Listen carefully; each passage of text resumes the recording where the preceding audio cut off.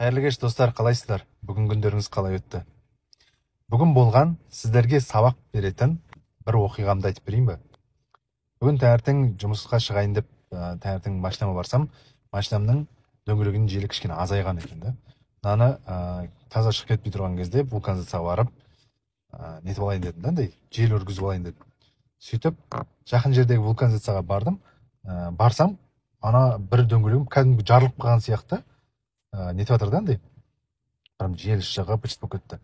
Содан кейін жаңағы сол жерде дөңгелек жөндейтін жігіт шақырып айттым, мына көріп берші не болғанын дедім да. Содан кейін ол тұрды да қарады, әрі қарады, бері қарады, айтты, братан, мынау жарамайды, болды, камера салу керек деді.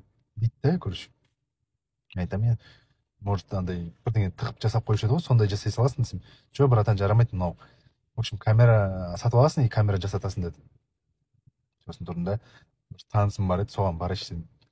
Сөйтіп қатты үріп алдым да, мен шығып кетіп анда-санда бүйтіп дөңгелегіме қарап қойсам, 1 грамм жел шықпайды.